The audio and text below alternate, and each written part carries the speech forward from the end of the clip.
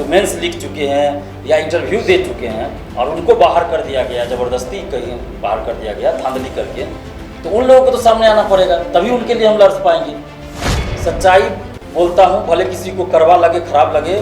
पटना में जितने स्टूडेंट्स रहते हैं उसमें से 30 से 40% जो स्टूडेंट्स हैं वो दिन रात जुगाड़ में लगे रहते हैं। और आप लोग जिस तरह से चुप है तो ऐसे ही चलता रहेगा। आप लोग चुप रहिए और इसी तरह चलने दीजिए।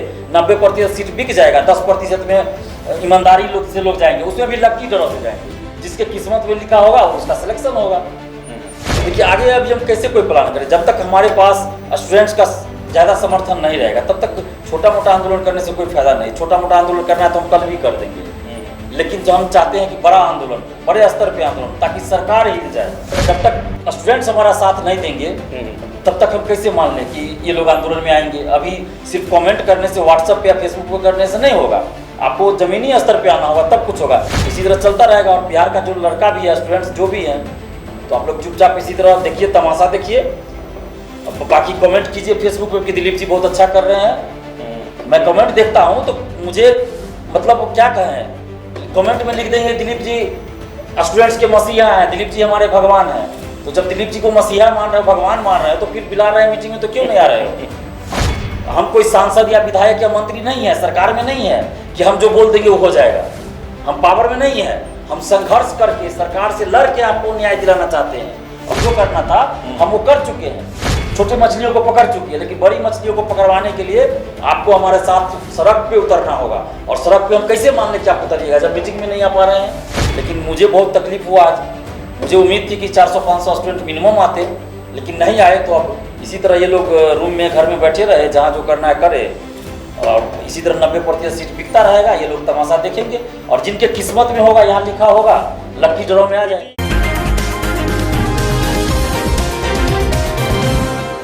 नमस्कार, आप देख रहे हैं NBC 24। मैं हूं आदेश पुरी। BPSC 67वीं पेपर लीक और 64वीं परीक्षा में हुई गड़बड़ी को लेकर छात्रों की एक बैठक बुलाई गई थी। दिलीप छात्र नेता जो हैं गए हुए थे वहां पर, लेकिन ये बैठक हो नहीं सकी। आपको बताएं, दिलीप हैं साथ में। क्या हुआ दिलीप, बैठक नहीं कर पाए आज? देखिए, हमें जितना उम्मीद संख्या स्टूडेंट्स का उतना नहीं दिखा। और मुझे बहुत ख़राब लगा कि जिसके लिए हम लड़ रहे हैं, अगर वही लोग घर बैठे रहेंगे तो फिर कोई आंदोलन करने से क्या फ़ायदा? क्यों आंदोलन किया जाए? जब 64वीं में जो लोग इसके भुक्तभोगी हैं, जो मेंस लिख चुके हैं या इंटरव्यू दे चुके हैं और उनको बाहर कर दिया गया, ज़बरदस्ती कहीं बाहर कर दिया गया धांधली करके, तो उन लोगों को तो सामने आना पड़ेगा, तभी उनके लिए हम लड़ पाएंगे। हम तो उसमें बाहर नहीं हुए हैं ना, हम तो पीटी में ही बाहर हो चुके थे। जो क्वेश्चन का आंसर गलत दिया था तो हम पीटी में ही बाहर थे उसमें, हम तो इंटरव्यू तक पहुंचे ही नहीं थे। फिर भी हम उन लोगों के लिए लड़ रहे हैं, तो उन लोगों को तो आना पड़ेगा। अब बहुत सारे लोग सिर्फ फ़ोन करके बोलते हैं कि 64वीं में ये हुआ, मेरे साथ वो हुआ। तो भाई कम से कम जब मीटिंग बुलाते हैं उसमें आइए ना। आप जब मीटिंग में नहीं आ रहे हैं तो आंदोलन में आप कैसे आइएगा? तो कम से कम मीटिंग में आके आपको सजेशन देना चाहिए, आपको बताना चाहिए कि क्या हुआ, नहीं हुआ, तब तो हम आगे कुछ करेंगे। और इसके अलावा 67वीं BPSC पेपर लीक की बात है, तो उसमें भी सरकार बचा रही है अपने लोगों को। तो उसके लिए भी था कि भाई सभी लोग आइएगा कम से कम, तब तो एक मजबूत आंदोलन खड़ा होगा बिहार में या फिर पटना में खड़ा होगा, उसके बाद अलग अलग जिलों में होगा। लेकिन यहाँ मुझे लगा कि बहुत कम संख्या थी। मैं बताना उचित भी नहीं समझता, बहुत कम संख्या। मुझे लगा कि कम से कम 400-500 स्टूडेंट आएंगे, लेकिन बहुत कम संख्या थी। इसलिए क्या उसका हम करें, तो आपस में बातचीत करके हम ख़त्म कर दिया आधा घंटा में ही। और उसका कुछ कंक्लूजन नहीं निकल पाया। कंक्लूजन इसलिए नहीं निकला कि जो भी आए थे वो मेरे ऊपर ही छोड़ दिए कि आपको जो उचित लगे वही कीजिए। तो फिर आप लोग जब घर बैठे रहिएगा तो इस तरह से आपके लिए हम कब तक लड़ते रहेंगे? बयान भी तो बड़ी बनते हैं, लोग कमेंट खूब एक से एक करेंगे, व्हाट्सएप पर मैसेज करेंगे, लगेगा कि क्रांति ला देंगे, लेकिन आधा घंटा समय निकाल के उनके पास आना मंजूर नहीं था। क्या लगता है कि छात्रों को भी ये जो प्रोसेस चल रहा है इसमें मजा आ रहा है क्या? देखिए, मैं सच्चाई बोलता हूँ, भले किसी को कड़वा लगे, खराब लगे। पटना में जितने स्टूडेंट्स रहते हैं उसमें से 30 से 40% जो स्टूडेंट्स हैं वो दिन रात जुगाड़ में लगे रहते हैं। सेटिंग कैसे कराना है, किससे करवाना है, इसी में लगे रहते हैं। पढ़ाई छोड़ के इसी में लगे रहते हैं। और बाकी जो पढ़ते हैं ईमानदारी से, उनको तो कम से कम आना चाहिए हमारे साथ। अभी आप देखिए, पटना कॉलेज में मीटिंग रखे थे। पटना कॉलेज के पीछे बहुत सारे लोग प्रैक्टिस कर रहे होंगे, सेट बना रहे होंगे। बहुत सारे लोग कोचिंग में जाके पढ़ रहे होंगे, मेंस की तैयारी BPSC की कर रहे होंगे। लेकिन उनकी अंतरात्मा में इतना नहीं सवाल उठा कि ये पढ़ के क्या होगा जब पेपर ही लीक हो जाएगा और अंदर से ही सेटिंग हो जाएगा, तो ये सेट बनाने से और कोचिंग करने से क्या फायदा हो जाएगा जब इंटरव्यू में आपको छांट दिया जा रहा है। इंटरव्यू तो छोड़िए, बहुत सारे ऐसे लोग हैं 64वीं में जिनका कि कट ऑफ से ज़्यादा मार्क्स है, फिर भी उनका सिलेक्शन नहीं हुआ। दरोगा बहाली में 2446 में कट ऑफ से ज़्यादा मार्क्स था, फिर भी सिलेक्शन नहीं हुआ। तो फिर आप कोचिंग करके क्या कर लीजिएगा? ये तो लक्की ड्रॉ हो गया। आपके किस्मत में होगा तो आपका सिलेक्शन हो जाएगा, 10% में आप लोग आइएगा, 90% तो सीट बेच दिया जा रहा है। और आप लोग जिस तरह से चुप है तो ऐसे ही चलता रहेगा। आप लोग चुप रहिए और इसी तरह चलने दीजिए, 90% सीट बिक जाएगा, 10% में ईमानदारी लोग से लोग जाएंगे, उसमें भी लक्की ड्रॉ से जाएंगे। जिसके किस्मत में लिखा होगा उसका सिलेक्शन होगा। तो क्या लगता है अब आगे क्या होगा? आप फिर आगे का प्लान क्या है? देखिए आगे अभी हम कैसे कोई प्लान करें, जब तक हमारे पास स्टूडेंट्स का ज़्यादा समर्थन नहीं रहेगा तब तक छोटा मोटा आंदोलन करने से कोई फायदा नहीं। छोटा मोटा आंदोलन करना है तो हम कल भी कर देंगे, लेकिन जो हम चाहते हैं कि बड़ा आंदोलन हो, बड़े स्तर पे आंदोलन, ताकि सरकार हिल जाए। लेकिन छोटा मोटा आंदोलन से कुछ नहीं होगा। और जब तक स्टूडेंट्स हमारा साथ नहीं देंगे तब तक हम कैसे मान लें कि ये लोग आंदोलन में आएंगे? अभी सिर्फ कमेंट करने से, व्हाट्सएप पे या फेसबुक पे करने से नहीं होगा, आपको जमीनी स्तर पे आना होगा तब कुछ होगा।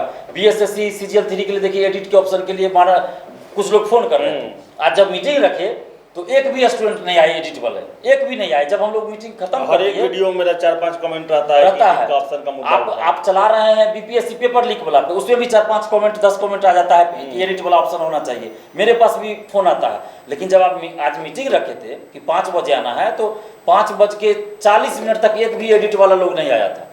और जब हम वहाँ से निकल गए हैं तब 6 बजे के बाद फोन आता है 2-3 स्टूडेंट्स का, मात्र 2-3 स्टूडेंट का एडिट वाले का। आप बताइए पटना में हजारों स्टूडेंट्स हैं जिनका कि फॉर्म गलती भरा गया है।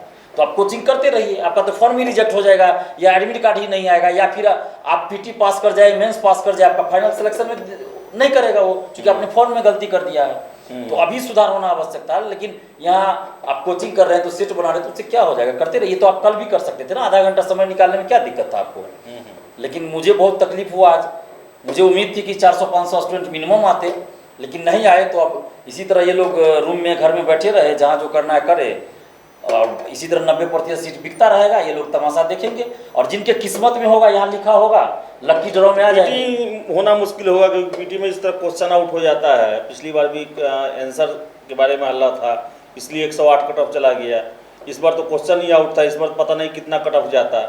तो क्या पढ़ने से आखिर इनको क्या फायदा है जब 115-20 कट ऑफ जाएगा? यही तो इन लोगों को सोचना चाहिए ना कि आप मेंस का बैच शुरू कर दिए हैं। माने देखिए कितना, माने कोचिंग वालों का भी और स्टूडेंट का देखिए कि PT में पेपर लीक हुआ, सबको पता है कि एग्जाम भी कैंसिल हुआ इस वजह से, और उसके खिलाफ न लड़के पहले मेंस की तैयारी आप कर रहे हैं।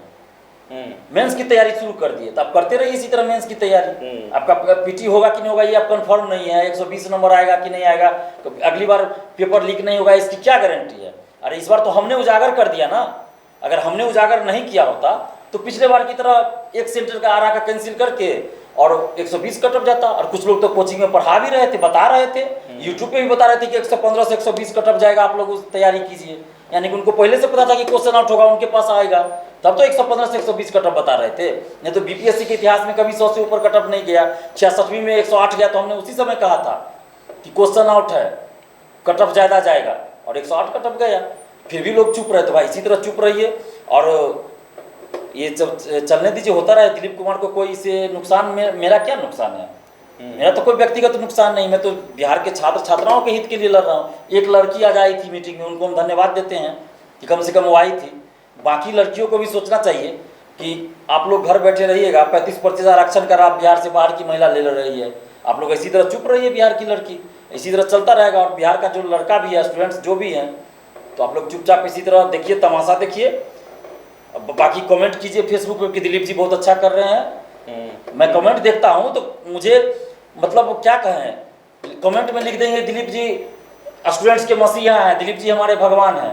तो जब दिलीप जी को मसीहा मान रहे हो, भगवान मान रहे हो, तो फिर बुला रहे हैं मीटिंग में, तो क्यों नहीं आ रहे हो? तो आना चाहिए ना। आप घर बैठे लॉज में बैठे रहेगा, उससे नहीं होगा।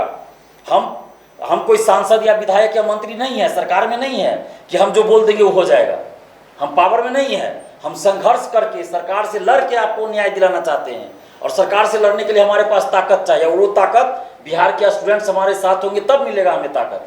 अकेला हम कुछ नहीं कर सका। अकेला हमको जो करना था हम कर दिया 8 तारीख को ही। 8 मई को अकेला हमको जो करना था हम वो कर चुके हैं। एग्जाम कैंसिल करवा दिए, जांच बैठवा दिए, लेकिन सीबीआई जांच हो और वो सभी लोग पकड़े जाए जो इसमें बड़े बड़े लोग भी इन्वॉल्व है, तो इसके लिए आपको हमारा साथ देना पड़ेगा, सड़क पे उतरना पड़ेगा, तभी संभव है। नहीं तो अकेले हम चिल्लाते रह जाएंगे, सरकार नहीं मानेगी। क्योंकि मेरे अकेले चिल्लाने से जितना करना था सरकार को, सरकार कर चुकी है।